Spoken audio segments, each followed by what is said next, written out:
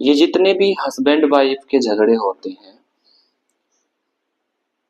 ये झगड़े जब समाज के सामने प्रस्तुत होते हैं तो उस समय सिर्फ एक ही कारण बताया जाता है कि दहेज के कारण प्रताड़ना हुई।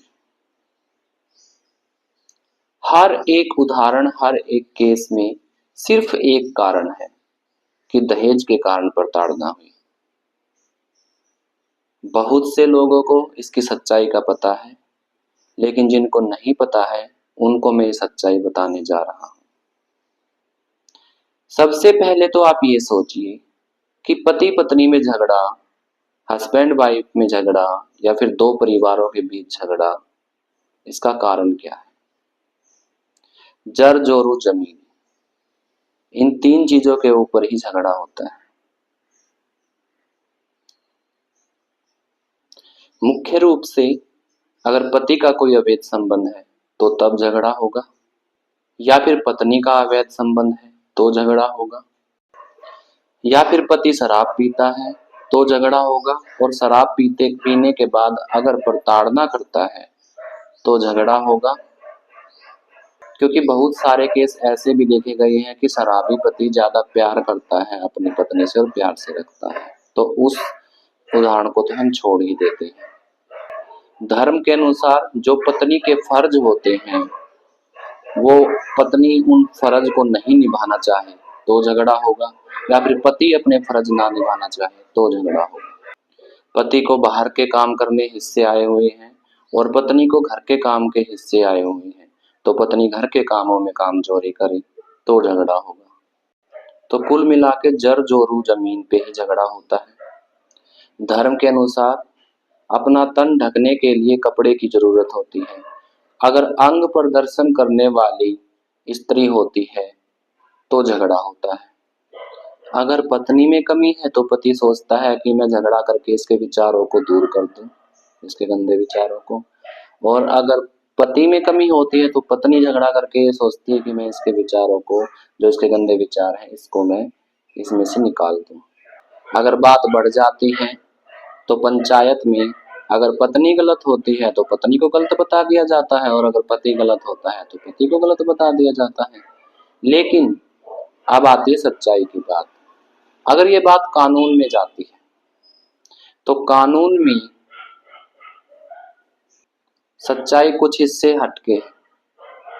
जिस तरह से साइकिल और कार के अगर एक्सीडेंट हो जाए तो हर हाल में कार वाले को ही दोषी ठहराया जाएगा, ऐसा कानून कहता है।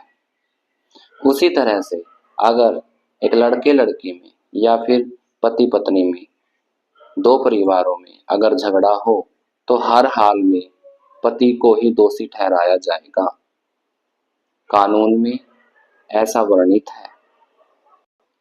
पत्नी पक्ष वाले कानून तक पहुंचते हैं तो इसका ये मतलब है कि दोनों में नफरत हो चुकी है और दोनों एक दूसरे के दुश्मन हो चुके हैं। कानून में पहुंचने पर पति के हाथ में कुछ नहीं होता है, क्योंकि पति चाहे कितना भी टॉर्चर किया गया हो, कानून उसकी परवाह नहीं करता, और कानून पत्नी के कहने पर उसे और भी डबल टॉर्चर करता है। और वही जब पत्नी उसकी दुश्मन ही हो चुकी है तो पत्नी और पत्नी के घर वाले उसको सजा दिलवाना चाहेंगे और उसको सबक सिखाना चाहेंगे और उसको और भी ज्यादा टॉर्चर करना चाहेंगे। तो इस केस में वो क्या मुकदमा लगाए? उनके पास दो ही मुकदमे रह जाते हैं, एक दहेज के ऊपर प्रताड़ना करना, और दूसरा दूसरी पत्नी रखे हुए हैं उसके ऊपर प्रताड़ना करना।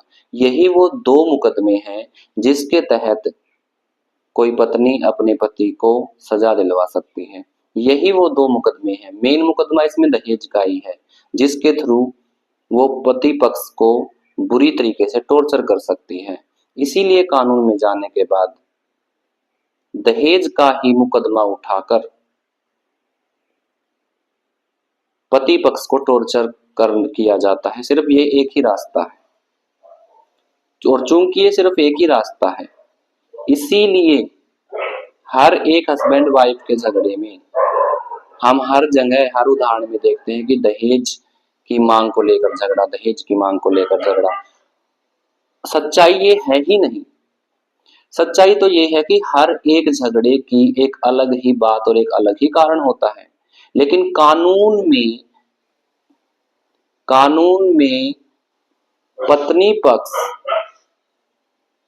पति पक्ष को टॉर्चर करने के लिए सिर्फ ये दहेज का मुकदमा ही है जिसके बलबूते वो पति पक्ष को टॉर्चर कर सकती है। सिर्फ एक यही दहेज वाला मुकदमा है। इसीलिए हर बार दहेज वाला मुकदमा उठाया जाता है किसी भी पति और पत्नी पक्ष के झगड़े में। इसीलिए दहेज वाला मुकदमा हर एक उदाहरण में सच्चा नहीं है। सच्चाई तो हर झगड़े का की अलग ही होती है, हर झगड़े का अलग ही कारण होता है।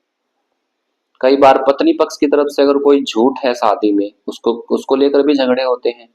कई बार पति पक्ष की तरफ से अगर शादी में ही झूठ है, जो बाद में पता लगता है, तो उसके ऊपर भी झगड़े होते हैं। तो झगड़े बहुत ही कारणों से होते हैं।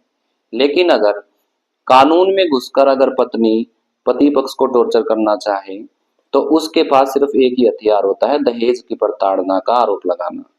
इसीलिए हर मुकदमे में दहेज को उठाया जाता है और यही इसके पीछे की सच्चाई है। और पति कभी भी कितना भी अगर पत्नी पक्ष ने टॉर्चर किया हो, पति कभी भी कानून से सहायता नहीं ले सकता। कानून उसी को ही टॉर्चर करना शुरू करता है, क्योंकि पत्नी और पति पक्ष में जब झगड़ा होता है तो बिल्कुल भी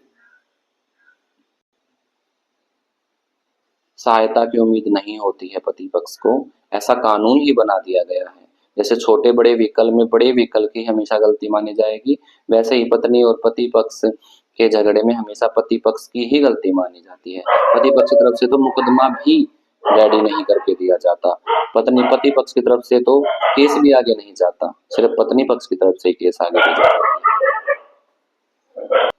तो दहेज के केस के पीछे की सच्चाई मैंने आपको बताई है। दहेज का जो केस दिखाया जाता है किसी भी केस में, वो झूठा होता है। असली कारण हर एक लड़ाई का अलग अलग होता है।